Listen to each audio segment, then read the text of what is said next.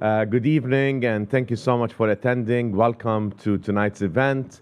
My name is Safwan Masri. I'm the Executive Vice President for Global Centers and Global Development at Columbia University.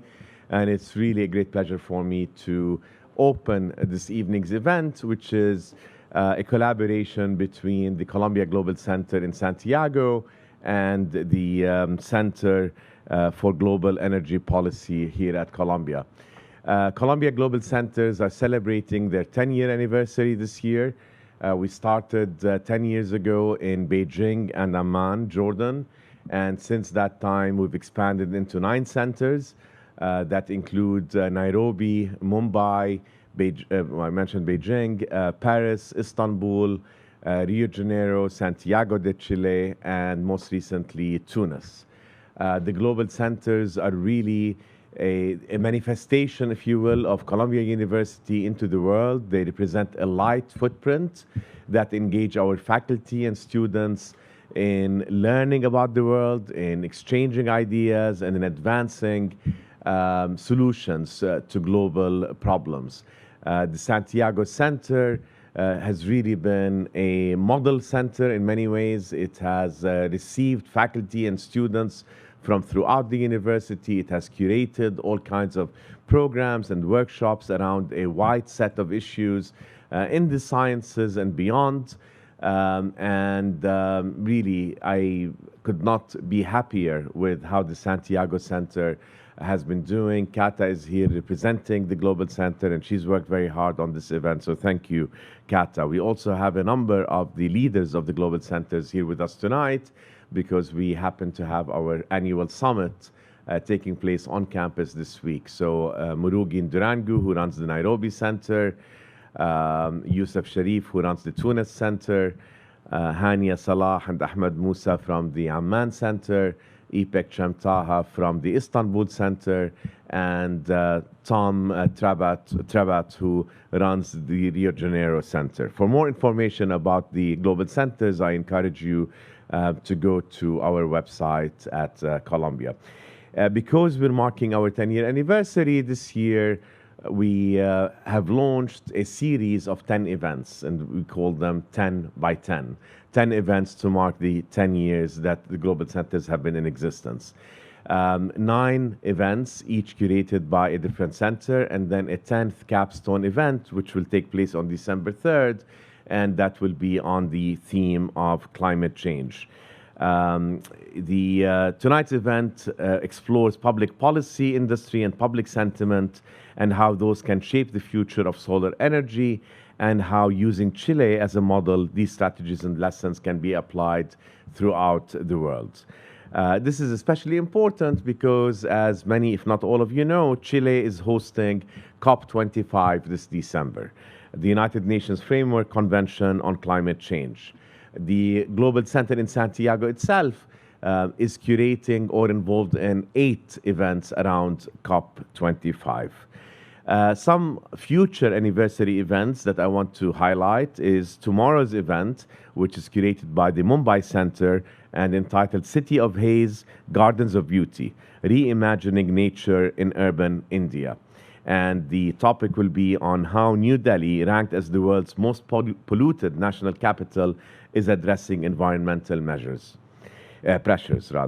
Next month, on October 2nd, the Amman Center will be curating an event on sexual politics in the MENA region. And in November, we will have a session entitled X-Raying Turkey, Current Realities and New Aspirations. And as I mentioned, our capstone event on December 3rd will be on the future of climate change and perspectives from all the global centers. So part of the mission of the global centers is to help bring important conversations with a global perspective from regions and cities around the world onto the campus here. And this event tonight really is a quintessential example of the kinds of activities that the global centers aspire to conduct and to try to push forward in terms of engagement and important intellectual dialogue around important issues. So again, it's my pleasure to welcome you, and I call upon you to enjoy the knowledge and the ideas that we're going to be hearing from our distinguished panel tonight, and then engage in the Q&A. And I hope that we will see many of you also tomorrow night at the Mumbai Center 10 by 10 event. Thank you very much. And I'm going to turn it now to Sarah La Monaca from the Center for Global Energy Policy. Thank you. Wonderful. Thanks very much, Safwan. As Safwan mentioned, my name is Sarah La Monaca. I'm a researcher here at the Columbia University Center on Global Energy Policy. So our topic this evening, I won't say too much more about because I think Safwan covered it nicely. Obviously, Chile has a wonderful solar resource, some of the best in the world, and has been a leader in the region, in the Latin American region, on development of renewables. And so our discussion this evening aims to dig a little bit deeper into the kinds of policy and market and economic factors that have promoted that growth. And we'll talk a little bit about some of the strategies and lessons that can be applied from Chile's experience for other countries. We really do have an excellent group of panelists this evening, so I'll introduce them in just a moment. What I want to say first is that this event is being recorded, and like all of our public events, it is being live streamed. If you're watching on the live stream, we are going to take questions from the audience later here in the room. We'll have a microphone circulating, but if you do want to ask a question, you can do that by tweeting at Columbia University and using hashtag CGEP events. So we'll take a minute just right now to introduce our panel. All the way to my right is Clara Bowman. Clara is the General Manager of AME, which is an independent power producer based in Santiago.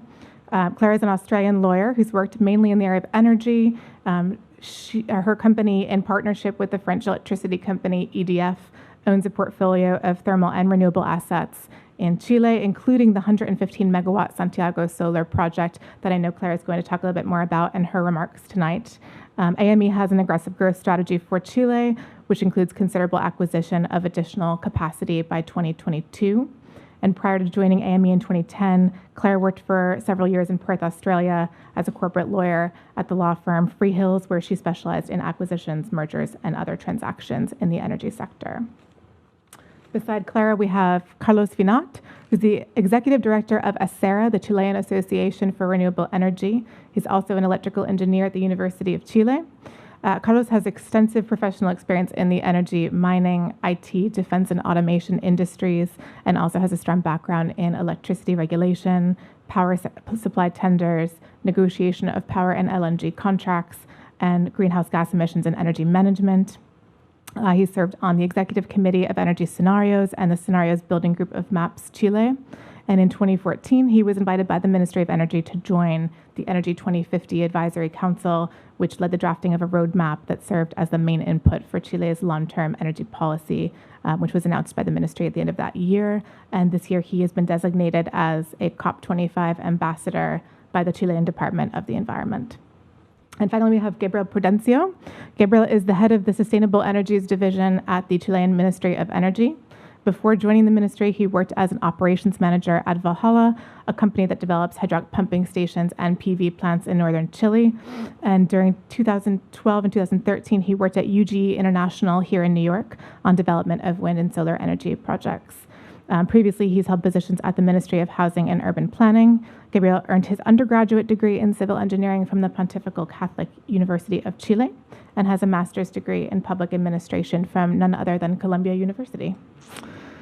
So we'll start the program tonight by asking each of our panelists to say a little bit more about their organizations, their own work in solar in Chile, and then we'll get into a bit of a discussion after that. So Gabriel, if you'd be kind enough to start us off, we'll begin with you.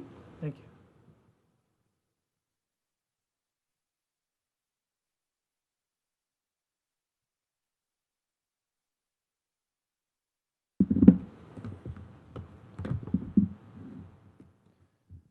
So thank you very much to the organizers for putting up this panel.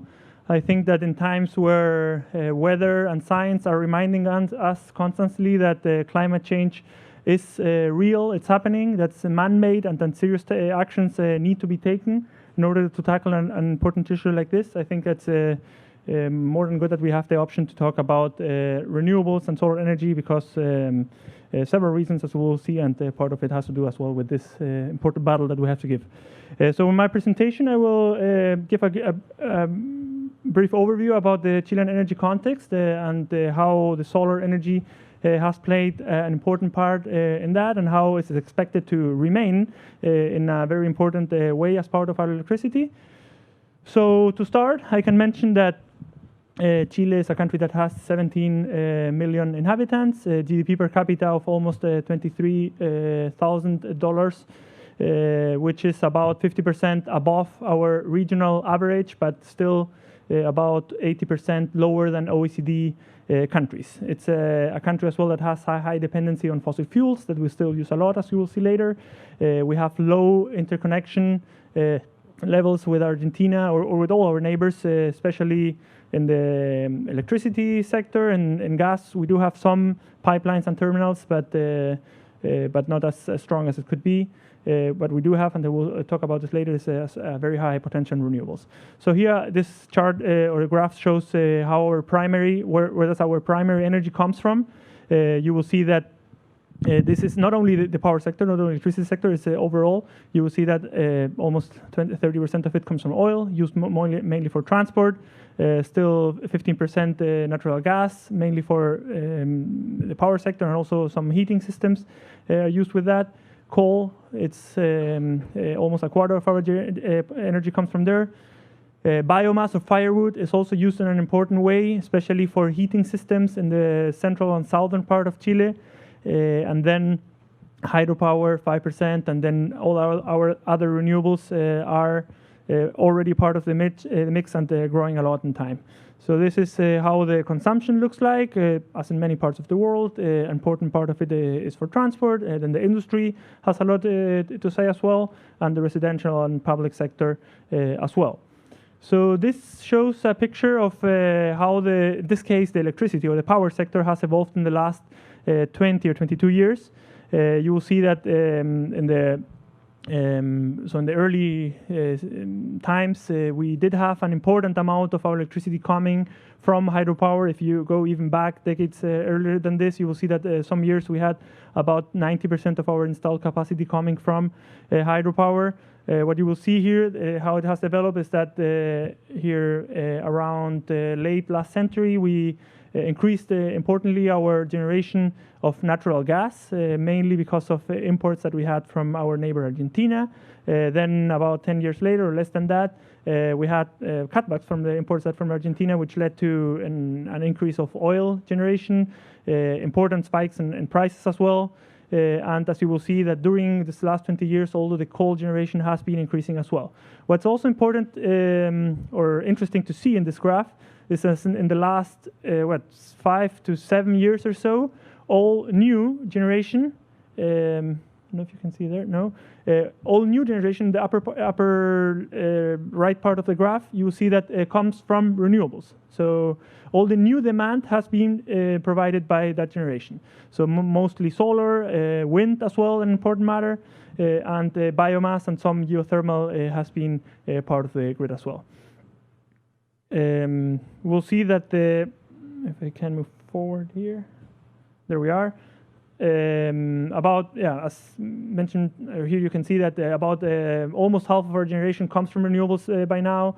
About 18 to 20% comes from the non-renewable sources of, non-conventional renewable energies, which basically is all renewables but not large hydropower. Then what is forecasted is that the future of Chile remain to be renewable, and that will increase in time, which has led for international views that are basically show or highlighting Chile. He basically says that while countries like the US are promoting coal, Chile and others are turning into cheap solar, and that basically has been, for several reasons I will show, and has led us also to be ranked number 1 in last year's climate scope from Bloomberg, among the first one as the most attractive market among the emerging countries. So this is basically for several reasons. I want to highlight here 3 main reasons why I believe that solar has increased importantly, and renewables overall has increased importantly in Chile. The first one is definitely the potential that we have in Chile.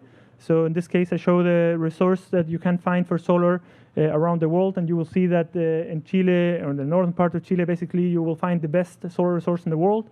I will not show here in this presentation the resources for other technologies, but for wind, we do have very good resources as well, and for geothermal, hydropower, and all others as well. Basically, this is a normal day in the Atacama Desert. As you will see, more than 3,000 sun hours a year, almost no rain during the year as well, and as I said before, the highest radiation in the world as well. This can be translated into the potential that can be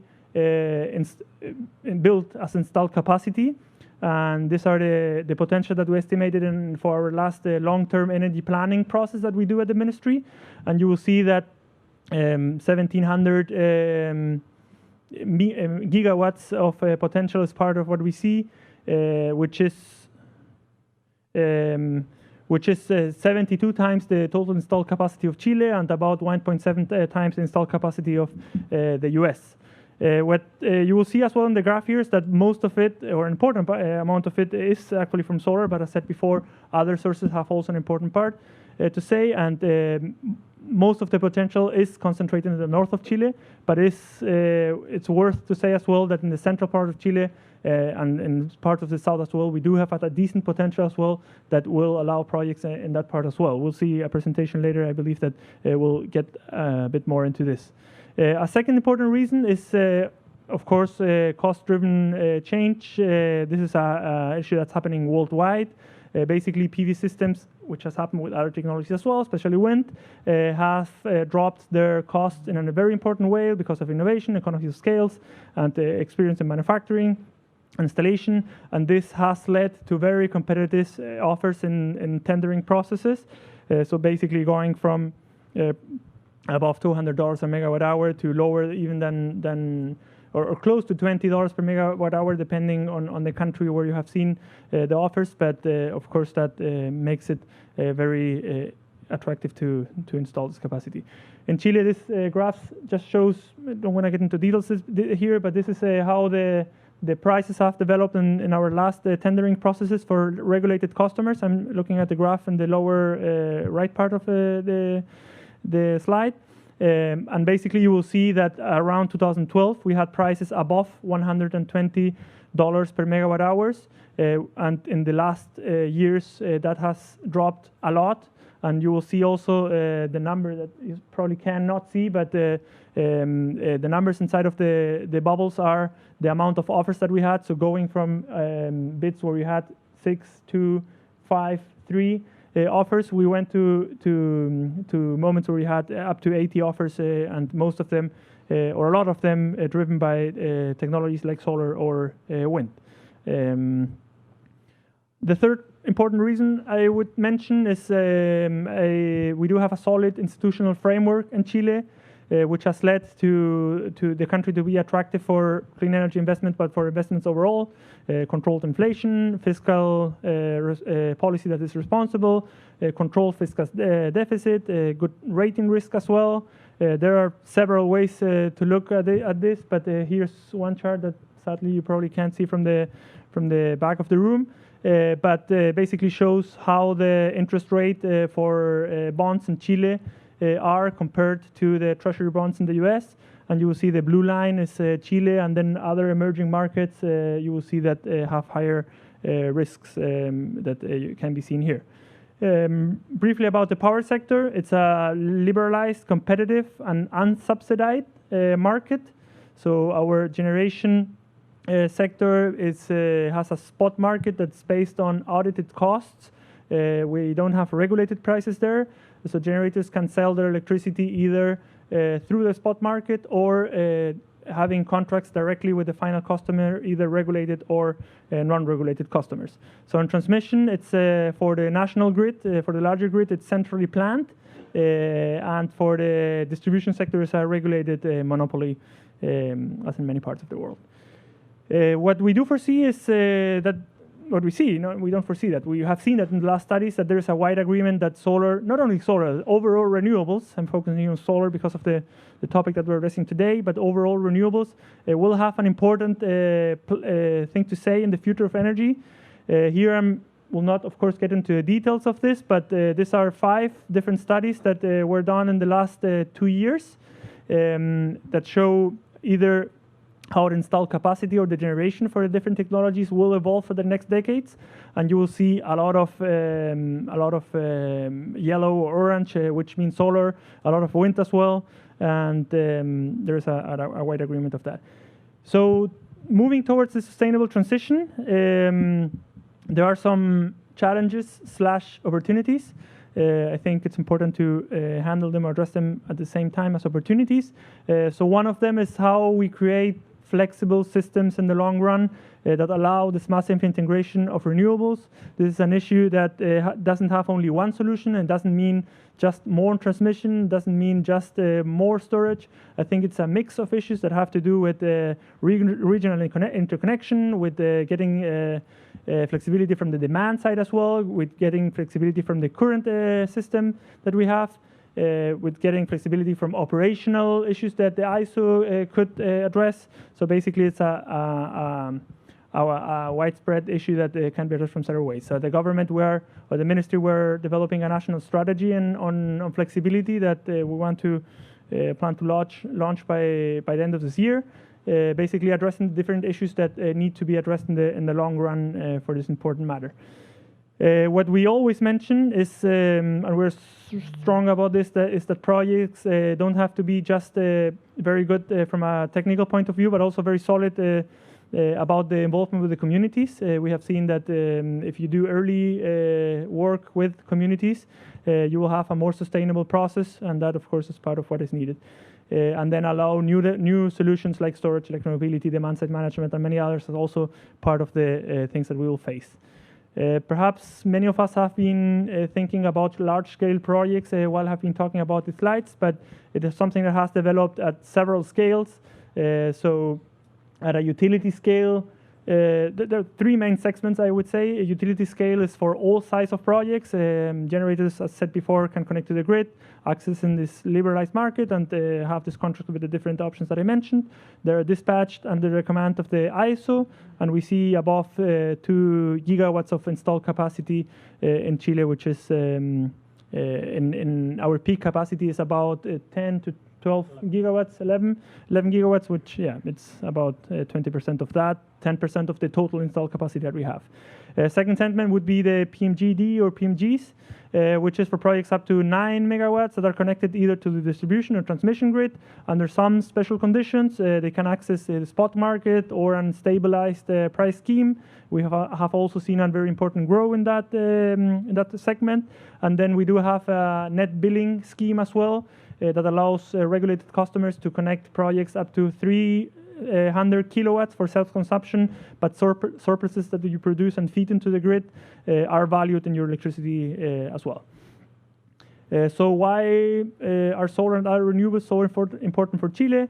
So I said before, I don't know, I did say it, that it has proven to be the most competitive option. So we don't have subsidies, we don't have special incentives for renewables. So it has proven to be the most competitive alternative. Of course, it will also help us to lower our dependence on imported fuels. It might eventually also give us the opportunity to become an energy exporter. And also, which is a very important topic during this year, especially for Chile, has to do with the emissions and with the sustainability from that point of view.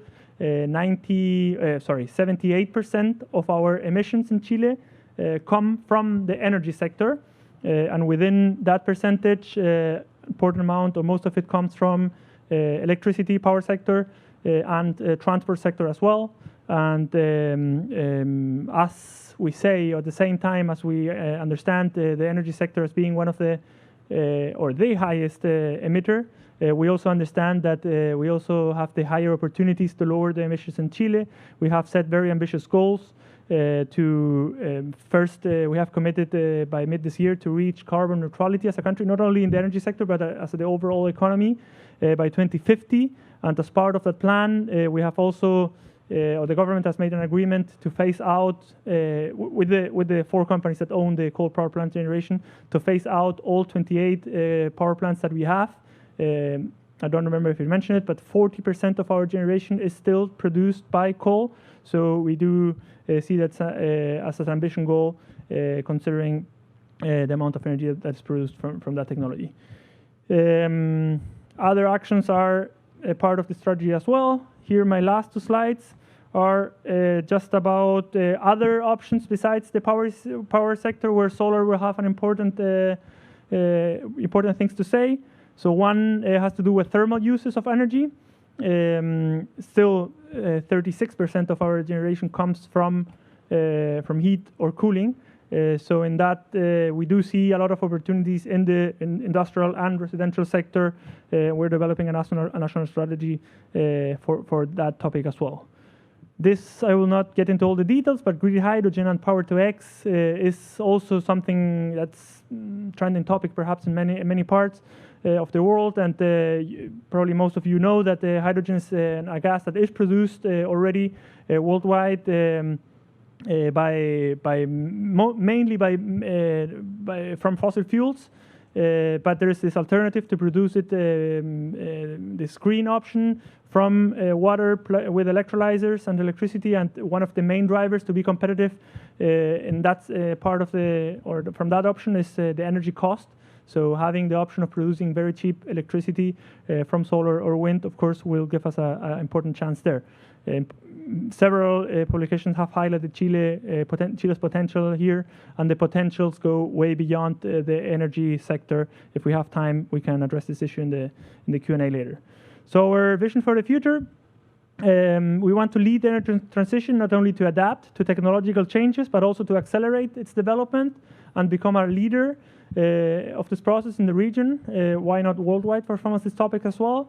And what we do understand as a must, and as something that we have to have always in mind, is that social and citizen issues, or that stamp has to be part of everything that we do, because at the end we cannot forget that what we're working with, or that we want to achieve, is to enhance quality of life of people, and that's something that we cannot forget. So just with the last slide about COP25, we want to have you all invited for COP25 in Chile in December this year. It's summer down there, so if you want to come to Chile, you will have a good time. And as this line of COP is saying, it's time for action. We do believe that we can move forward in renewables and the interesting thing is in a competitive way, in a cost-effective way, in an efficient way, and in a sustainable way. So thank you very much, and look forward to the questions. Thanks so much, Gabriel, for the presentation and for the very generous invite. I'm sure we'd be happy to all take you up on that. We'll hear next from Carlos.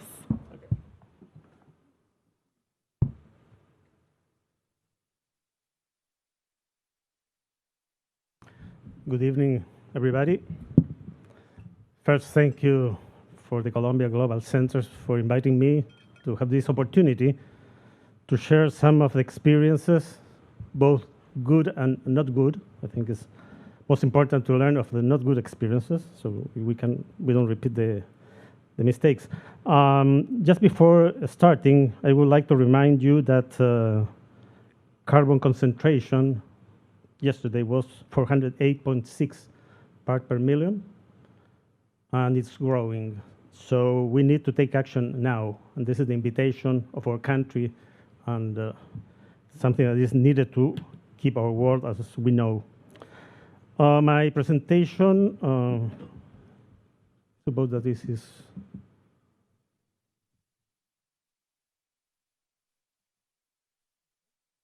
Yeah.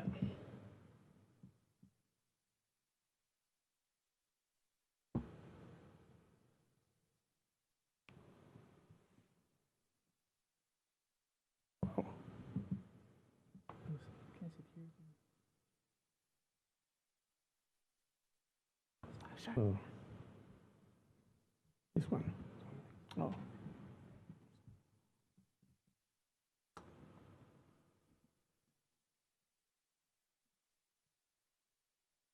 Okay, thank you. I will try to cover two main issues for this presentation.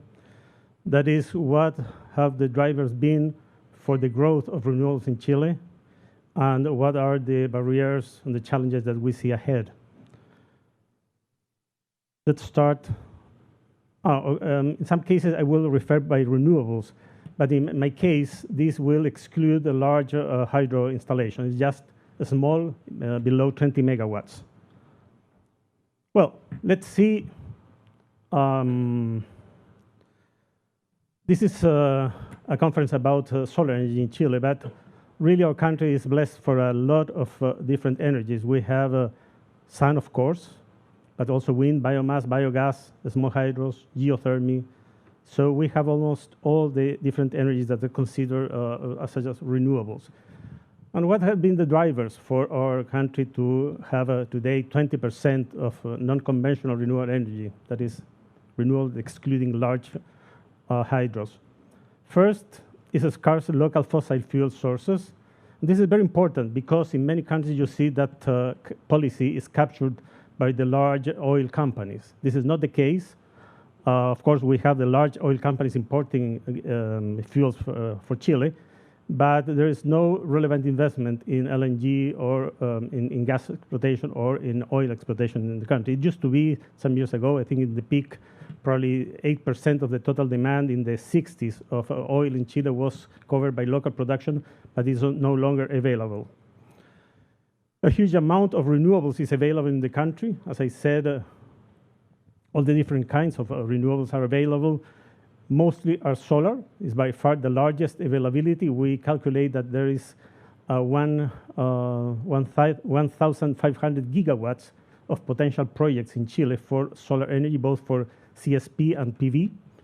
But also there's about 3 gigawatts for geothermy projects that could be developed in the next 4 or 6 years. Of course, they need to be commercially viable, and this is a big issue for geothermy. And the total amount of renewables in the country could supply current demand of Chile 85 times. So we have at the practical level an unlimited quantity of sources to generate electricity coming from renewable sources. As Gabriel mentioned, our country exhibits an economic and political stability that is, of course, very interesting for investors, and it makes the invest target in South America for many of those investors.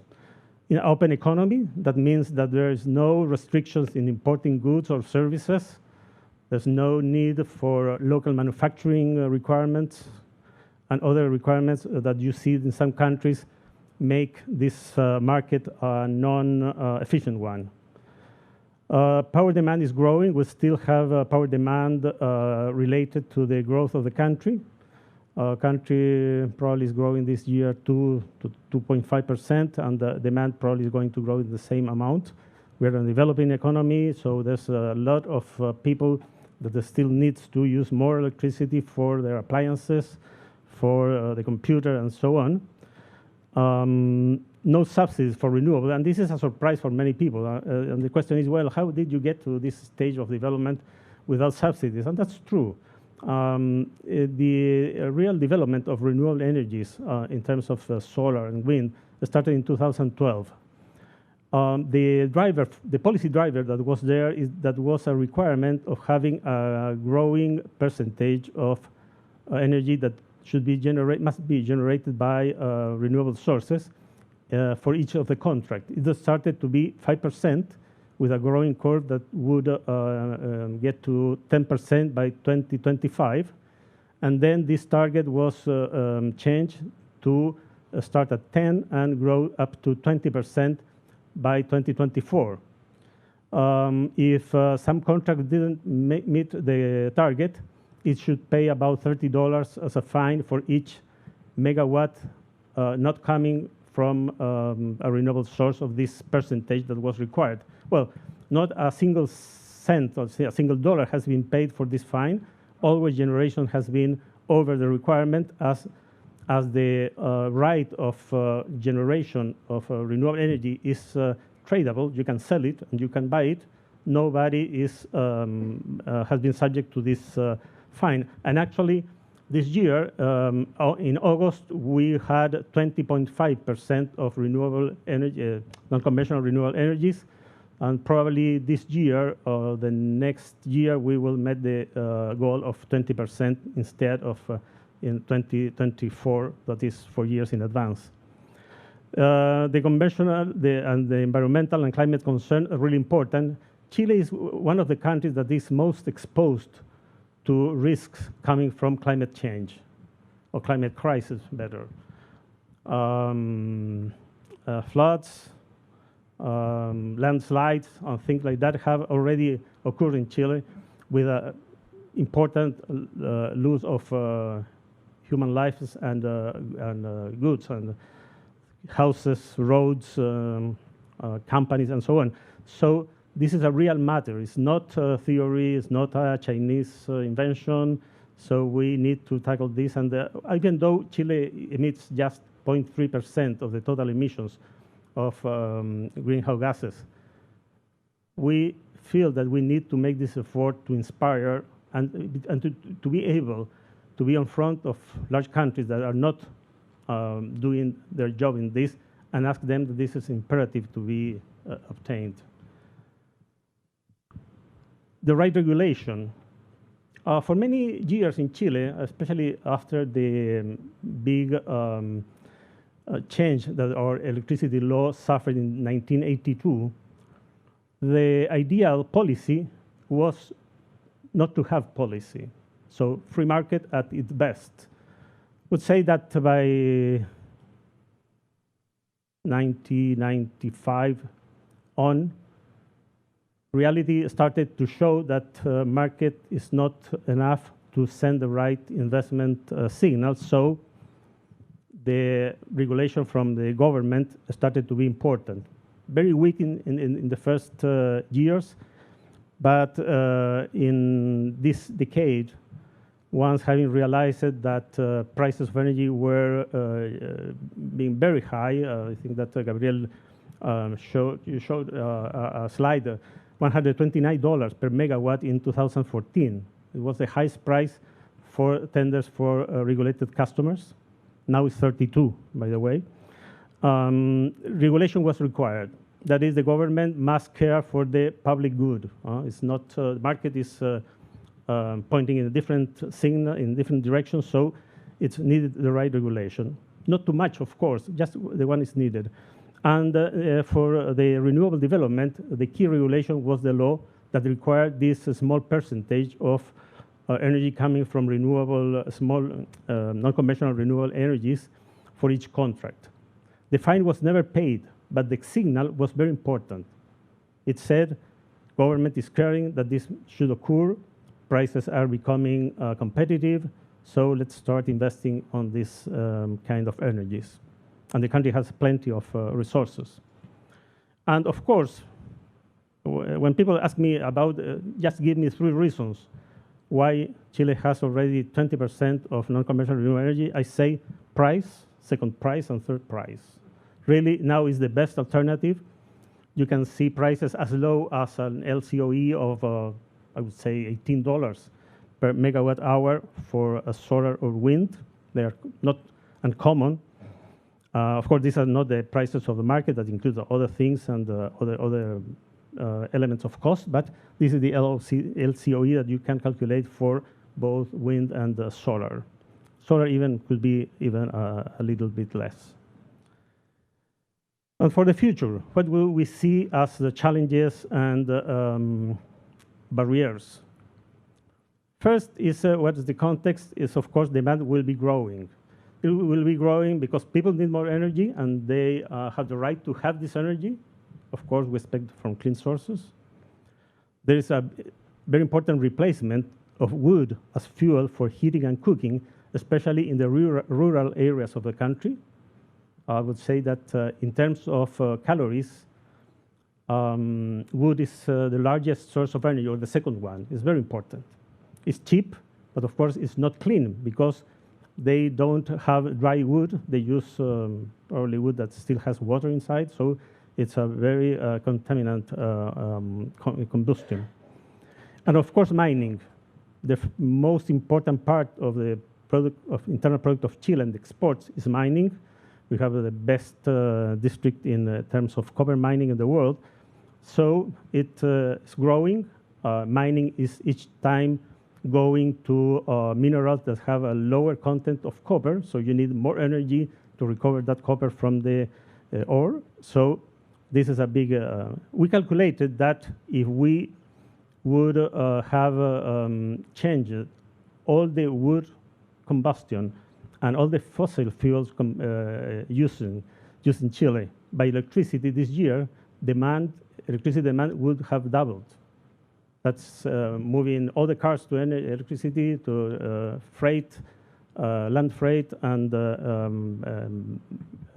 domestic use for cooking and heating. So we can expect a demand that could be growing probably in 5, 6, 7, 8 points a year if we have the right signals to include renewable energy and to lower the cost of energy. Environmental concerns and emissions mitigation. I would say that today it's not possible, practically possible, to build a new coal-based plant in Chile. And probably it's 5 years ago, it would also have been, actually it was, because there were some coal-based projects that were canceled at that time, after having made a very important investment for the first stages of the project. Even a gas-fired unit, natural gas-fired unit that is considered more clean than coal-based one, it would be impossible to be built. There's a large project by a European company in the south of Chile. This project is facing an opposition from communities and local authorities, and the project, I would say that this, in practical terms, is already canceled. Of course, we will have a price, stabilized price that this will be lowering. We see still room for the lowering of the price of PV, wind, biomass, even for geothermy. But we need to manage some barriers. Our industry has been always fighting against barriers. In 2010 and 2012, we had to overcome many barriers that were there because when the Chilean law was designed and implemented, there were no non-conventional renewable energies. So it was specifically suited for gas, for coal, and for large hydro. Let's see some of the barriers. First, I don't know if this is in order of relevance, because all of them need to be in place to have a really efficient and growing system based on renewables. First is the timely availability of the right transmission and distribution capacity. We are late on that. Today, we would need more capacity to be able to move energy blocks from the north of the country to the south, or to the south, from the south to the north. Without the right transmission system, we really don't have a market, because there are zones where some generators have an advantage. We need to go for a national market, and that means to have enough room for transmission.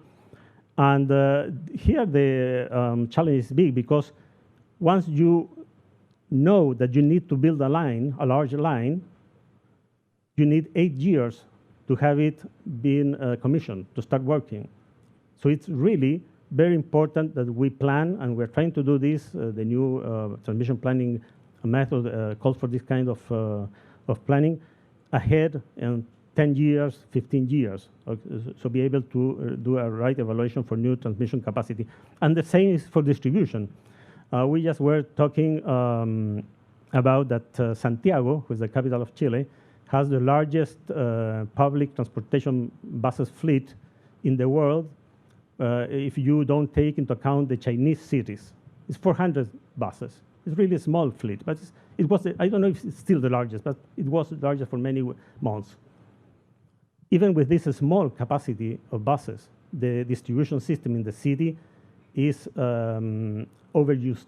It should be, really, today, with only just 400 buses, we would need a larger distribution network.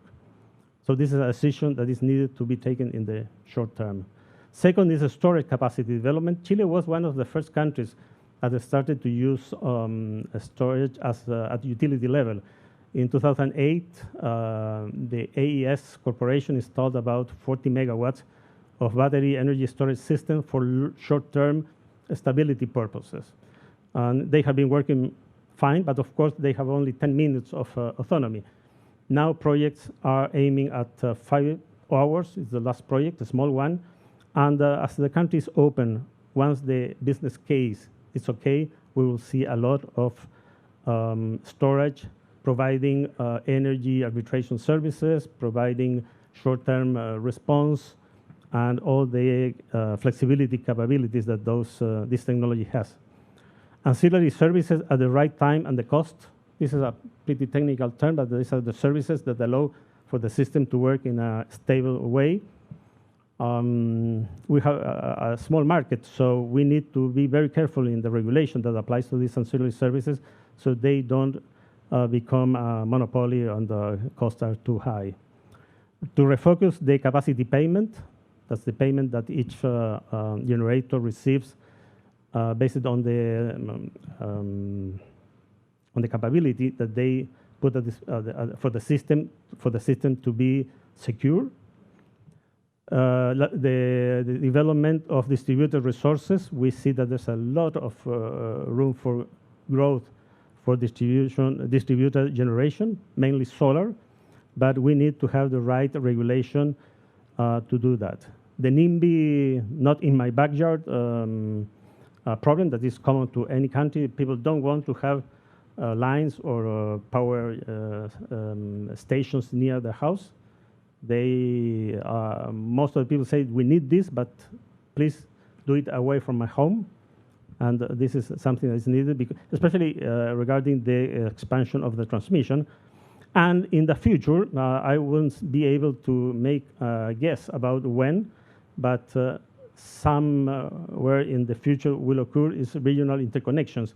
And I say this because today, so far, it hasn't been possible to establish what's the business case for interconnections. Everybody calls that integration is good, countries should work in the same direction, but you need to pay for that, so you need a strong and solid business case to back up a regional interconnection, especially if you want to do it in larger terms.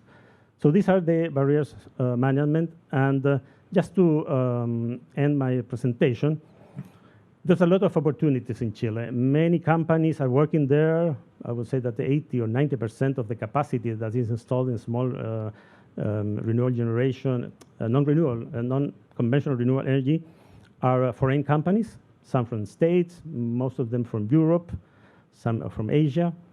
And the invitation is to be there because Chile is a good place to live. Chile is a good place to work in other countries that also will take policies in this sense, probably Peru, Colombia. And we have COP25, as Gabriel says, so just give a try on the summer and for COP25 and visit our country. Thank you very much. Thank you, Carlos. We're going to hear next from Clara, and while she gets set up, I will take this opportunity to remind you that if you are watching on the live stream, you can tweet questions at Columbia U Energy. Use hashtag CGEP events. Well, good evening, everyone. I'd like to again thank Columbia for hosting this event, which has been extremely interesting. It's been great to listen to Gabriel and Carlos, and it's a pleasure to be here with you this evening. So Gabriel and Carlos have taken kind of a big picture look at what's happening in solar in Chile, and what I've been invited to do is to give a little bit of a case study for an investor or developer here and the experiences that we've had. And I thought that it would be helpful to do it in the context of one of our projects, which is the Santiago solar project. Give just a very brief introduction about my company. We started as a startup in 2008. It was basically two of us in a coffee shop. And in that time, we've managed to grow the business to being 50% owner of the 5th largest generator in Chile, which has been a journey filled with a lot of challenges. But we're very excited to be where we are, and we're very excited to keep growing the business. And so we've got a very aggressive development plan over the next few years. And we're proud to be a Chilean company and proud to be in Chile. Before I start with the case study for Santiago Solar, I think I have to recognize that we're 50% owners of this plant. And so the other 50% is owned by Electricité de France, EDF. The stories that I'm telling today are from my perspective, but they're stories that we've lived together as we've gone through the development of the plant. So starting with Santiago. Santiago is a city of 6 million people. There's energy consumption just in Santiago of 20,000 gigawatt hours per year. So that's a big city. It's by far the biggest demand center in Chile. Chile does have a lot of demand in the north from the mining companies, but Santiago is really where the center of the demand is in the country. And so there's been a lot of transmission lines that have been developed to bring energy from other places around Santiago to Santiago. So we saw this as an opportunity to be able to build a solar plant right next to Santiago, right where the demand is. When we started thinking about it, we had to make a decision about a trade-off. As you can see, if you look at the graph on the right there, the energy in Santiago, the solar resource, is considerably less than it is in other parts of Chile as you move further north. But that said, if you look, and this is the same map that Gabriel showed earlier, even with that kind of low resource, we're still off the charts on a global scale. And so the decision that we made was that, okay, maybe we're not going to have as high a radiation as we might have in other parts of Chile, but we do have a significant benefit. And this here is the 3 places that I just showed you in the last graph. These are the marginal prices during the day, during 2017, 2018, and 2019 in the 3 cases. And so you can see that even though we may have had a little bit less radiation where we were, we certainly experienced much higher prices. And in the end, when you look at your economic model, it's a combination of those 2 factors that's going to make sure that you're paying your investors at the end of the day. So we decided to do a project in Santiago, and we found a site that was just a little bit north of Santiago in an area where a number of different developers had tried to develop projects and for one reason or another hadn't been able to bring them to fruition. And we started development in 2014, and it first connected to the grid in 2017. So that might not sound like a very long time to you. It felt like a really long time to us. Because when you're developing the project every day, there's problems that come up, and every minute feels like a year. But on balance, stepping back from it, it was actually quite a quick development process. So this is the site that we found and that we signed a contract to develop a solar project in 2014. And the first thing that we did after we did that was to have our first community meeting. So you can see we signed the lease in April, and in May, the first thing that we did was meet with the community. And this is a community that I think it's important to provide context on. I wouldn't say it's a conflictive community, but it's a community that has had a lot of conflict with different businesses who have tried to install their operations there.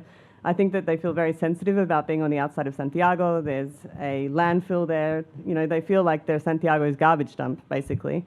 And so it was a community where we knew that we had to be careful. We couldn't take for granted that they were going to necessarily support our project. And so we arrived and we spoke to them with a respectful and genuine consultation. And I know that's something that everyone says, but we really made sure that we were adjusting the project to meet their requirements. So some of the things that they said around the access road, around what the substation looked like, about how we should set out the layout of the plant, areas that we shouldn't use solar panels because of whatever reason that they had within the community. And we took those suggestions on board and we respected them in the design of the plant. We also looked for genuine contributions that we could make to the community as a good neighbour, and this is something that we've experienced across the board on the projects that we develop.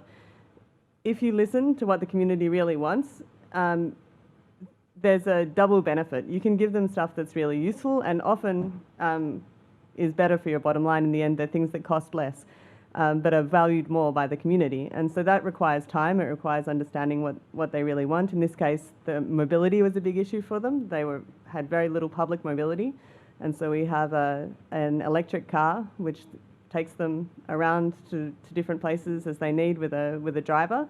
And energy was also an issue, and having a solar plant next door and having energy as an issue was not really an acceptable position for them.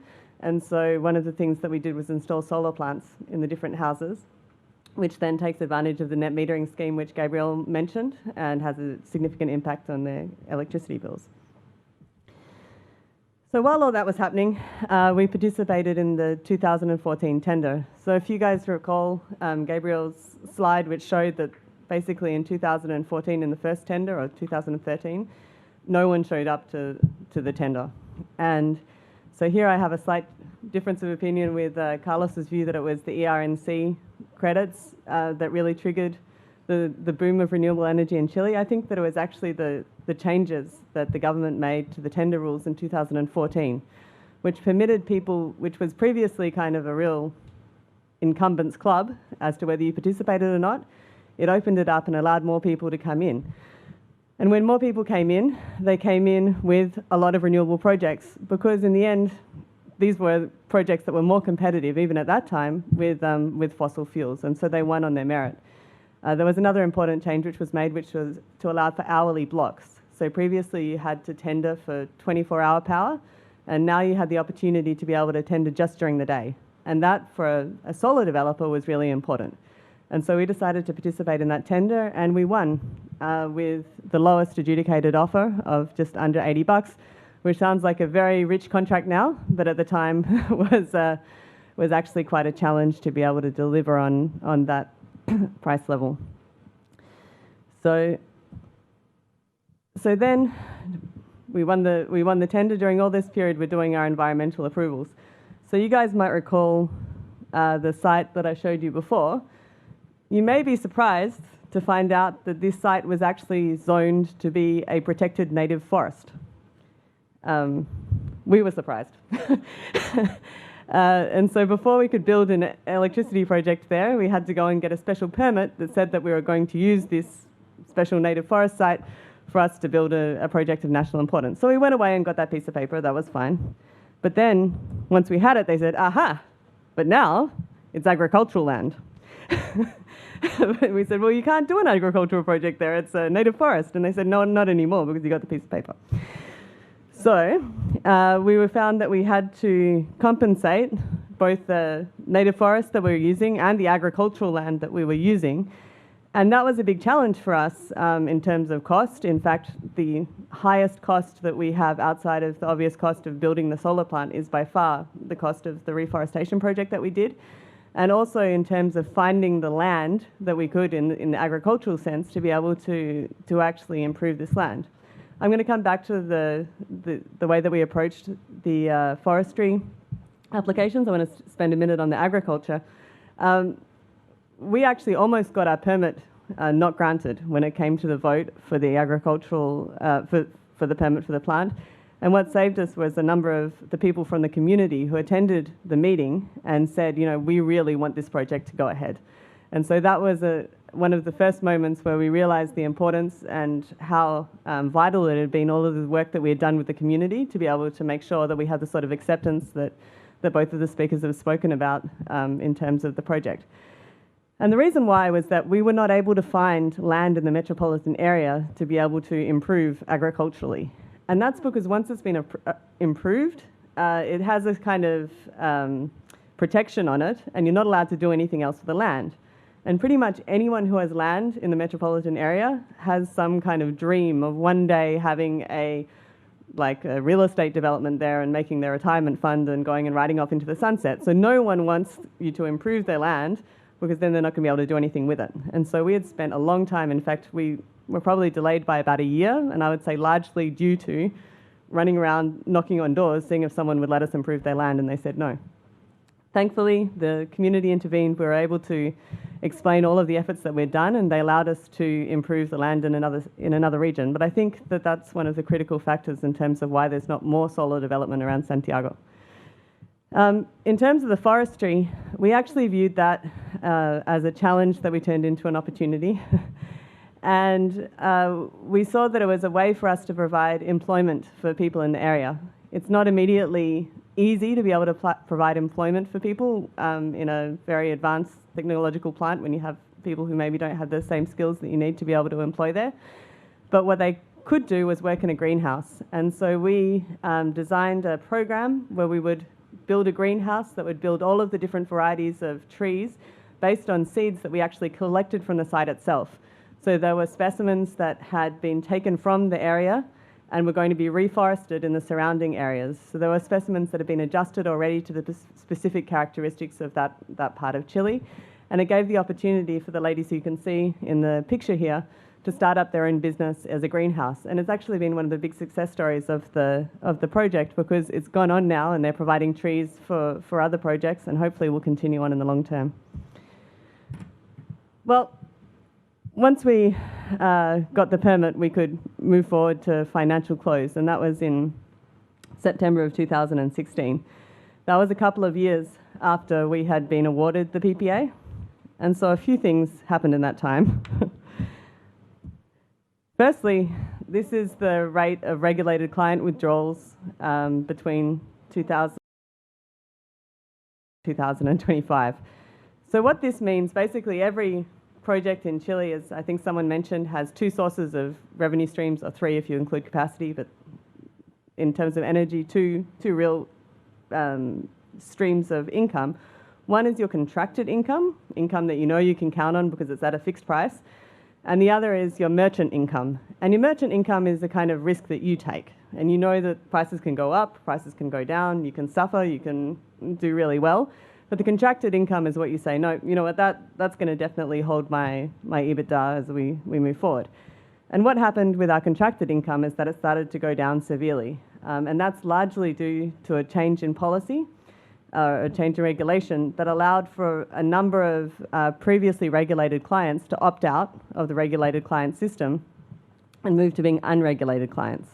And that had the result that you can see here, that between 2014 and 2016, there was already a significant drop. And it's a drop that has got even more severe as we get down to the present day. And so that's putting a lot of pressure on renewable projects around Chile. You say, well, you've got your merchant generation. Everything that you're not selling under the contract, you're selling merchant. But if you can see here, we've got a couple of lines which shows what was happening with the prices on the merchant side, up to the time we had the bid, which is the first line, and then up to our time of financial close, which is the second line. So as you can imagine, the banks were getting a little bit nervous. It was a little bit hard for us to hold on to the same financial structure that we'd had looking at the contractual income and the merchant income that we expected in 2014 when we went to the bid to when we got to financial close in 2016. But I would say what's really helped us to make sure that we're a successful project has been the decision that we made to put the plant near Santiago. If you look past the second dotted line there, you can see again the differences. This is the average prices on a 24-hour basis. But you can still see the very marked difference between the prices that we're experiencing in Santiago and the prices that were experienced at the other nodes. And so we really feel validated in the choice that we had to have the project right where we installed it. Finally, I say this as a non-technical person, we got to the easy bit, which was to build the plant. And in the end, once we got started, it was done fairly quickly. We gave the notice to proceed in December 2016. They didn't start work on the site until May 2017, and it was all built by December 2017. So it's something that was fairly smooth. And that's one of the other benefits of building a plant next to Santiago, is that you don't have to worry about having camps. You don't have all of the issues that you have when you're building a plant in the middle of nowhere, and it's quite easy to be able to get it done quickly. And so this is the plant. It's 115 megawatts, which is the largest plant in the metropolitan area.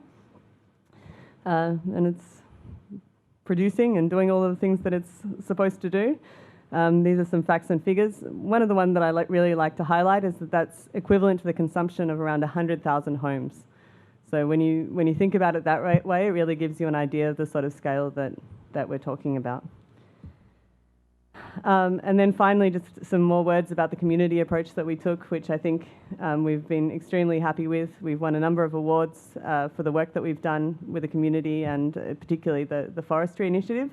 And one of the ones that I'm most proud of is that recently that forestry initiative was the winner of the Latin American Green Awards 2019 Forest Solutions for Desertification, which was done on a Latin American basis. And that's as a result of the very high survival rates that they had with a new system that they employed in order to be able to ensure the survival of the species that were planted. And so I'd like to just very quickly finish with a short video regarding the plant and some of the community work that we've been doing.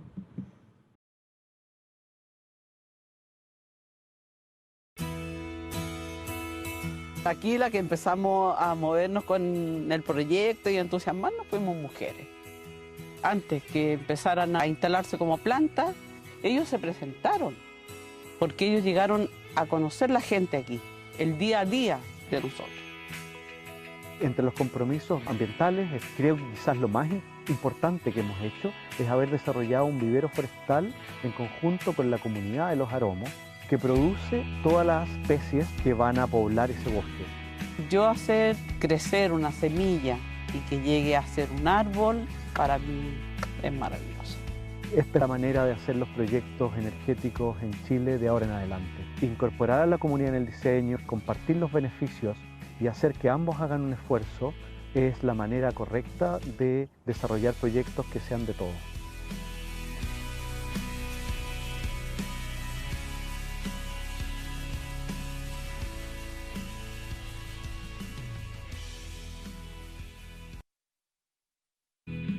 And that's the end. Thank you very much. Thanks, Clara. Okay, so we're going to start off with a couple of questions that I'll pose to the panelists, and then we'll turn it over pretty quickly to the audience to ask some questions. So I wanted to start with, there were a couple of themes that everyone kind of hit on in their remarks, and I wanted to start with price, which is obviously a key driver, as Carlos pointed out, for solar. Chilean energy auctions have seen very low prices. And in a lot of countries where you've seen low auction prices, there's also subsequently been difficulty in getting those projects actually built and in arranging financing for the projects. And Clara, you mentioned that that was a challenge earlier on with your project. I wonder, Gabriel, if you could start by addressing this question and just in terms of whether there's concern in Chile about actually realizing the projects that win auctions. And what are some of the key design elements of the Chilean auction system that make sure that those projects actually are ultimately built? Sure. Thank you for your question. So,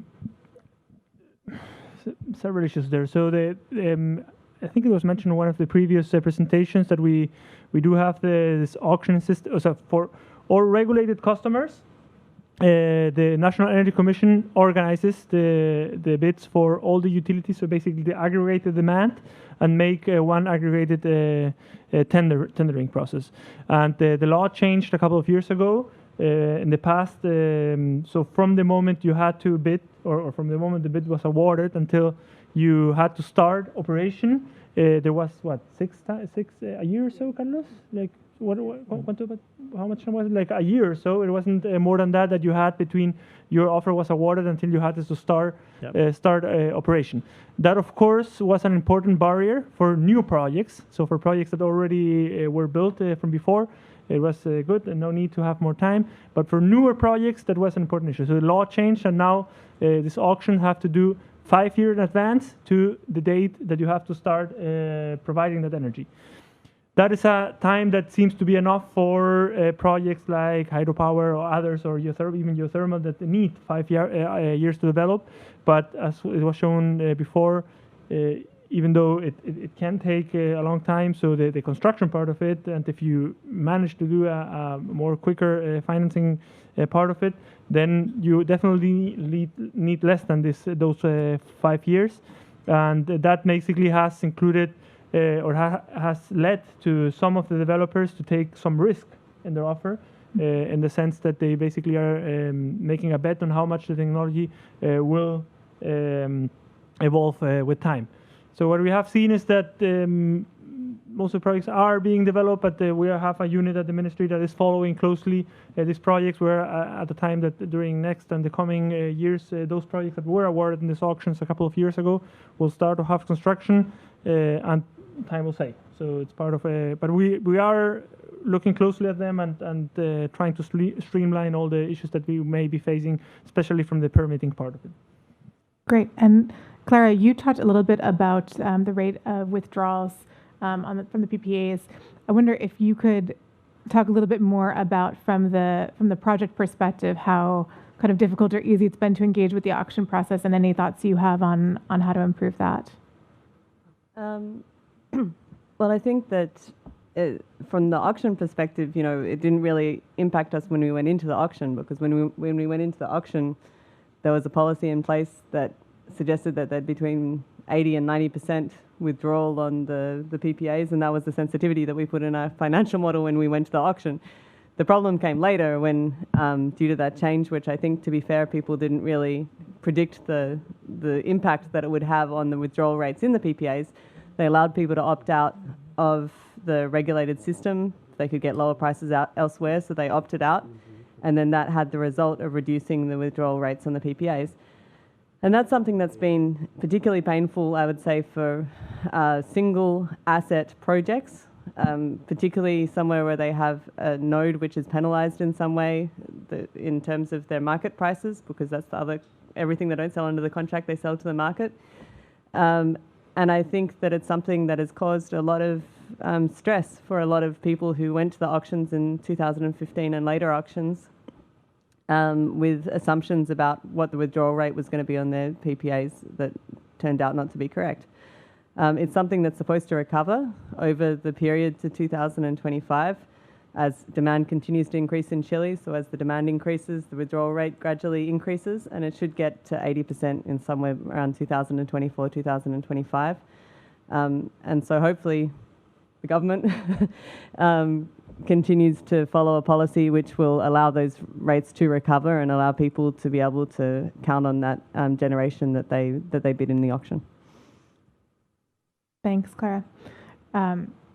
One of the things that you talked about a little bit was participation in the wholesale markets, either by necessity or really that's kind of becoming a wider trend in renewables around the world as physical offtake contracts are harder to come by. More and more projects, a kind of small but increasing number of projects, are participating in wholesale markets. And there are some kind of risk management contract types that projects can use to manage their revenue risk on the basis of those arrangements. Carlos, I wonder if you could talk a little bit about, from the perspective of your membership, if there is interest in continuing to participate more in wholesale markets on a merchant basis, and if there is financing available on the basis of some kind of a managed risk contract for projects to do that. Okay, thanks. Risk is a very important matter, of course, and I think that there was a very good job at the tenders regulation for the regulated customers in order to eliminate some risks that previously were passed to the generator. And that's very important. The time to have the project running, 5 years, is of course, perhaps it's too much time today by today's standards. There are some provisions on cost adjustment. If the cost of supplying the contract becomes unbalanced with the contract by reasons that are not under the control of the generator. Of course, it's not price, but any other one is increasing the cost of work or other things. They can ask for increase to the authority.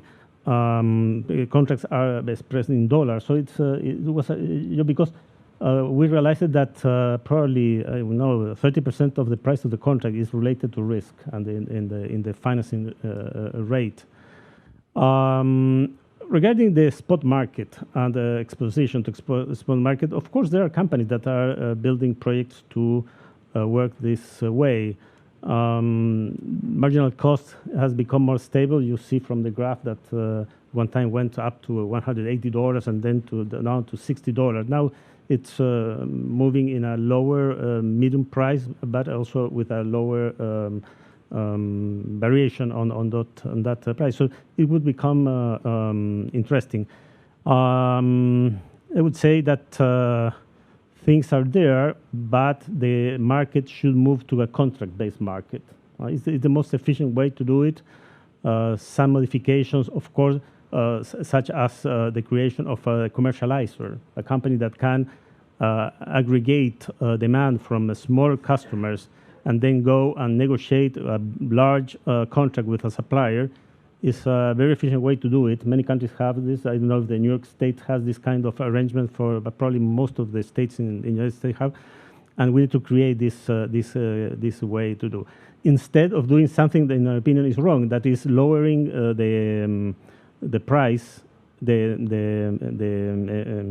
level where a customer may decide to go as a free customer or as a regulated customer. Now it's in 500 kilowatts. You already saw what was the effect that the contracts now are under used by the country. And actually, a couple of weeks ago, a group of senators presented a law change that would even reduce this margin to 100 kilowatts. We calculate if this happens, we're going to lose another 20%. So really, we need to be very careful in this kind of markets that are very sensitive to regulation. Unfortunately, some politicians make laws for Twitter or for the press. And of course, they may appear as helping people, but if this resolution comes into effect, it will affect the viability of some projects that are already working. And of course, will reduce the interest in the market, because with this level of use of contracts, you can't support an efficient project. Thanks, Carlos. I wanted to switch to another question. We're unfortunately a bit tight on time. Gabriel, you mentioned the gas supply from Argentina, and that obviously was interrupted a few years back. Gas is now flowing again from Argentina, which has quite a lot of unconventional gas supply. And there's an open question, it seems, into how Argentina's future political leadership might approach development of those unconventional gas resources. Could you talk a little bit about the government's thinking around the future of gas supply? If there is cheap, abundant gas from Argentina, might that undercut the development of renewables? I don't think so. I think that the two options can definitely be worked together.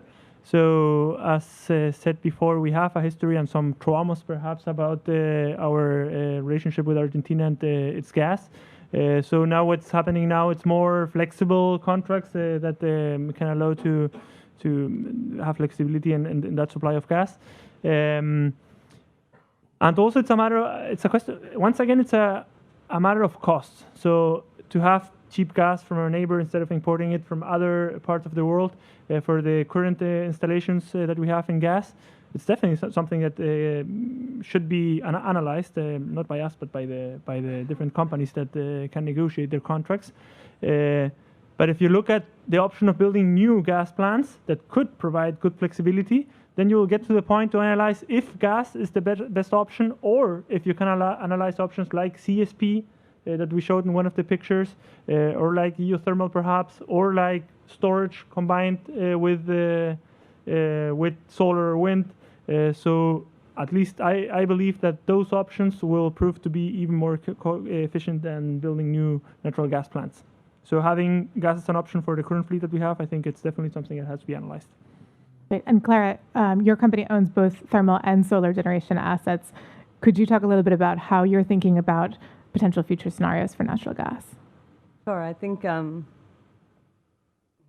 sure how much of a crowd pleaser this is going to be in the present audience, but I think that our company's view is that we see gas playing a role in Chile over the medium term in two critical aspects. One is displacing coal, and there's still a large amount of coal in the system, as we saw from Gabriel's graph, and burning gas is something that has considerably less emissions than coal. And so the numbers that we've done going forward is that having more gas in the system has a net positive effect over Chile's carbon emissions in the medium term to, say, the mid-2030s, after which no one really knows what the mix is going to look like.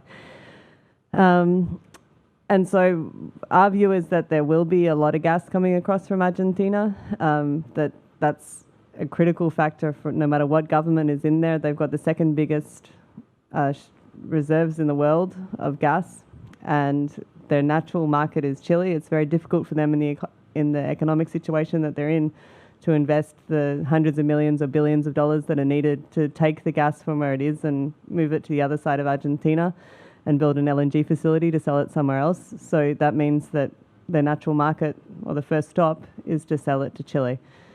And no matter what government is in there, they're going to want those dollars coming in. And so we think that there probably will be a lot of gas coming across to Chile.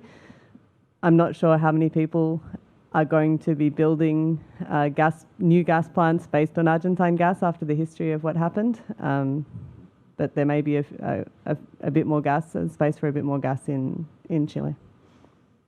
Thanks, Clara. So I have a number of questions still remaining and would love to ask you all of them on things like interconnection and transmission and flexibility, but I will instead hand it over to the audience to ask some questions. So my colleague's going to be walking around with a microphone. So right here in the front, we'll start with you. And please be sure when you ask your question just to identify, say your name, your affiliation, and identify which of the panelists you want to address your question to. Sure. My name is Mahib Mandlu. I'm from Credit Suisse. Just one question, which I'm not sure if it's controversial or not, but probably for Gabriel. The US has imposed import tariffs on solar modules, just given most of them come from Asia and China. Given for Chile also, I presume most of the modules come from Asia and China, which is around 30 to 40% of the cost. Do you anticipate any tariffs on import duties which could, create a level playing field between solar and other generation sources in Chile? My short answer would be no. So I don't foresee tariffs for any of those technologies. As Carlos was saying before, Chile is an open economy that basically welcomes investments from abroad. So it's not something that we foresee in the near future. Thank you. There's a gentleman just up here. Yes, I found all of the presentations quite fascinating. My name is Juan Blanco. I work with a company called Clear Value Technologies. We have a system for creating 10 times the amount of electricity from the solar panels that currently exist. We use methane as a base fuel for our process, and we can produce energy at 2 to 3 cents a kilowatt. My question is for the lady. I'm sorry, I forgot your name. Clara. What have you done? You mentioned in your presentation that you have dump sites that were located in that vicinity of your installation. Have you any plans to make use of the methane produced by those dumps, assuming that they're garbage? Yeah, we are looking at that. Yeah, we're looking at that. There's a number of sites around Santiago where we feel that the unique position that our company has of having a balance between the gas and the renewables is something that makes it interesting for us. So yeah, it is something that we're looking at. Can we speak afterwards, if you don't mind? Sure.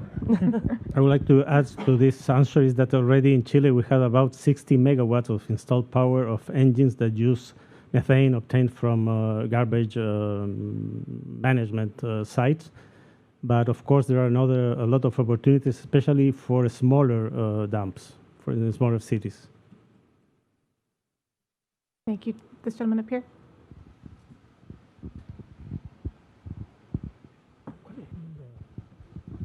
Juan and Frederick.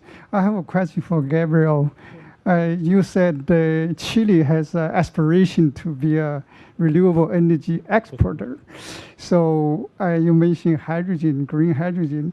Have you guys done some concrete steps in that direction, like say build the electrolyzer plant, or do you have you lay out how you're going to export hydrogen? Hydrogen is such a bulky material, so I'd like to hear your thoughts on this. Thank you. Sure. Hydrogen is a huge topic as well that we can have a whole other conference about that topic. Definitely when I was implying that Chile could at some point become an energy exporter, I was thinking about issues like hydrogen. There are, from the government, from the ministry, and also from the development agency in Chile, Corfo, studies, important studies. We're also developing a national strategy about how to understand all the barriers that this technology may be facing.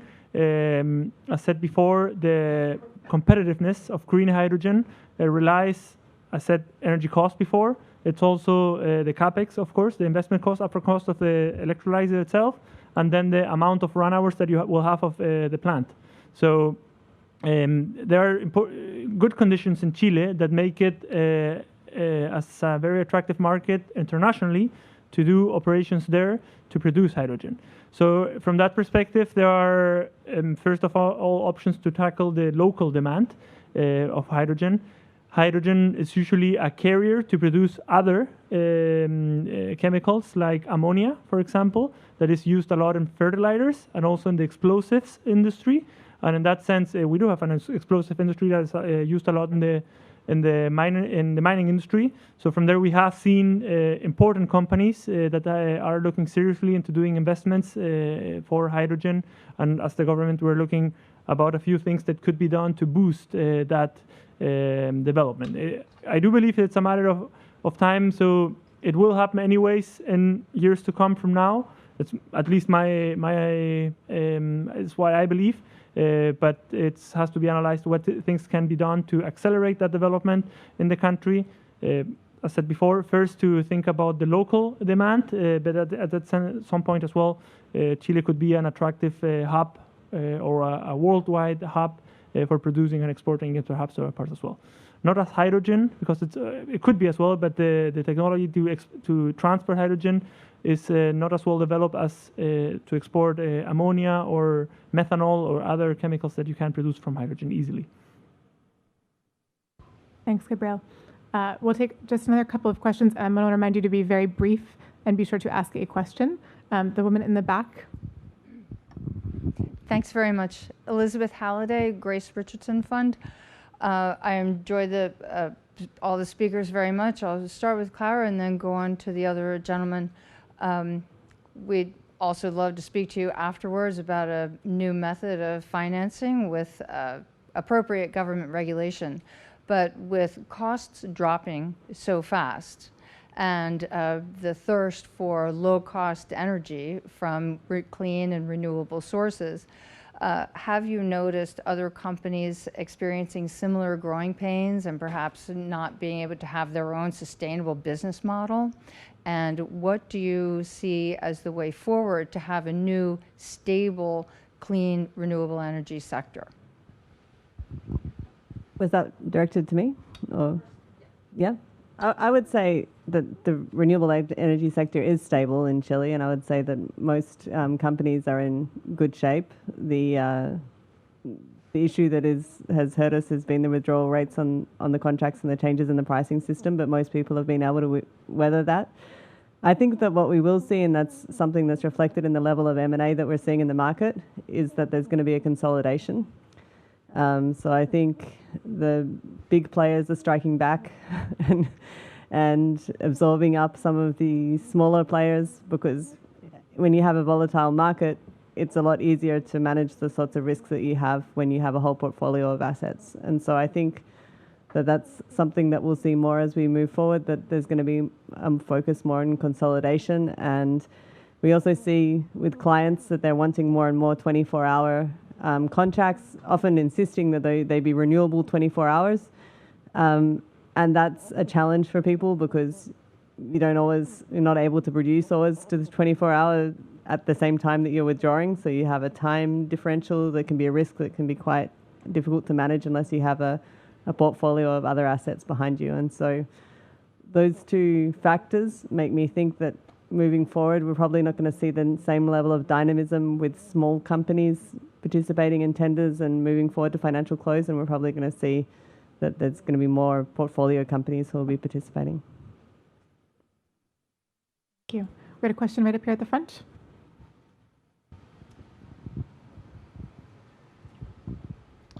Hi, my name is Jonathan Lesser. I'm a graduate student here at the School of International and Public Affairs.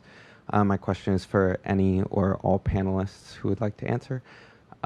What do you see as the challenges and potential alternatives to north-south transmission in Chile? A very interesting question. There have always been a dream of integration in South America, but it has just been a dream. There's no integration. Economic integration is very weak. So it's a hard thing to do when you have to deal with international projects. So far, our criticism for this kind of studies or initiatives has been that there is no business model that backs it up. If you want the governments to make the investment, that's okay, but who is going to use the transmission line? Local generators look foreign energy as a competitor. Of course, gas in Argentina would have a strong competitor with solar electric energy coming from Chile. And these things have not been solved. Markets are very, very, very different one.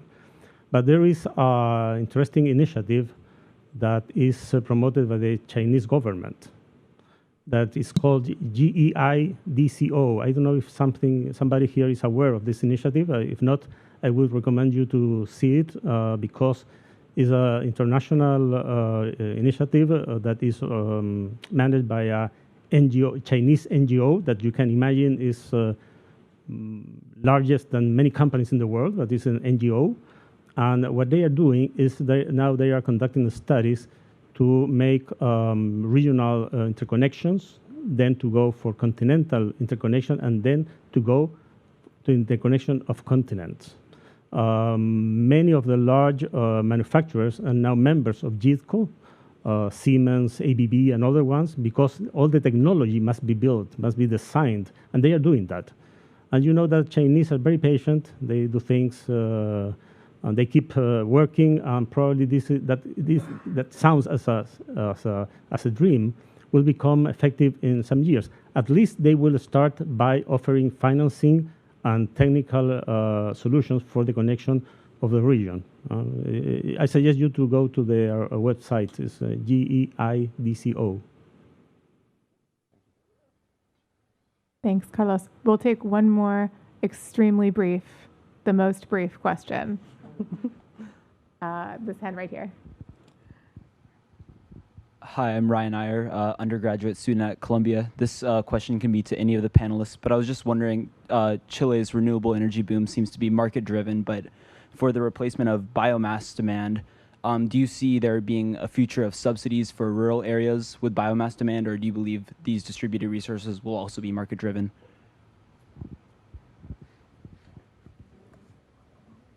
To talk about subsidies in Chile is a four-letter word.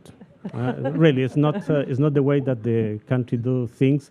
But of course, when you are dealing with poor people, you need to give some kind of support for them. And most of the people that uses wood as a fuel in the rural areas is people of very low income. So I don't discard that could be done, but we need a plan because today there is no coverage of distribution lines over there. So if we want to give them cheap electricity coming from cheap renewable sources, we need to design and finance those lines. Chile has a very high level of coverage of distribution. It's more than 99%. But you need to have all the capacity. It's not just the lines, but probably a very small lines at this moment. But you need to enhance those lines. And this plan is not yet designed, but it's one of the things that we, as an association of renewable energy generators, are pushing for. I want to add to that perhaps you can separate that issue of the use of firewood for rural and urban areas. So in many remote places, they have even some off-grid grids or grids that are not connected to the main grid. And in those places, you probably will see for a while the use of firewood in some places. However, in the cities, we do believe that it's something that needs to be addressed. So there are many cities in the center-south of Chile that have probably one of the most beautiful landscapes around the city. And if you just drive around, you'll definitely, another thing that you should do when you go down to Chile in December is to explore all those places. But in the winter, when people use firewood, it's crazy how polluted those cities are. So you couldn't even see from here to the other side of the room because of the pollution that you have in some days in the winter. So in those winters, it's something that definitely needs to be addressed. There are several initiatives that have tried to move towards a more sustainable use of heating. In that sense, there's a proposal of regulation to start at least defining the firewood as a fuel, so that you can regulate it, so that it can pay taxes, so that you can ask for a regulated market that works properly. And we do believe that there are some options that could happen, like district heating. Gas can be an option as well in some part, and electrifying the heating systems as well as a third options. And I think between those three options is how we will see the development of heating systems in Chile. One interesting alternative for those cities is low enthalpy geothermy. It's really used as a district heating systems. That's new in the country, and this is a new area that could develop and have a very large impact. So we are unfortunately out of time for the evening, and before they start turning the lights off, we're going to leave it there. A full video recording of the event. Thank you. We'll do this one more time. A full video recording of the event will be available on our website in a few days. Safwan mentioned at the outset of the program, the next event in the Columbia Global Center's 10th anniversary celebration series is tomorrow night, and that again is titled City of Haze, Gardens of Beauty, Reimagining Nature in Urban India. It's 5:30 to 7:30 p.m. in the Davis Auditorium here at Columbia. And the Center on Global Energy Policy and the Santiago Global Center will again be partnering on a great program of events to be held at the COP. And for those of you who are able to take Gabriel up on his generous offer of going, you should keep an eye out for those events. If you are not so lucky, don't worry, they will be live streamed. And those events include just a couple that I'll name here: how to engage state-owned enterprises in climate action, and from carbon pricing to carbon capture, putting climate policy tools and technologies into action. So please keep an eye on our website, energypolicy.columbia.edu, and on social media for updates on those events. And with that, I will ask you to join me yet again in thanking our panelists for being here tonight.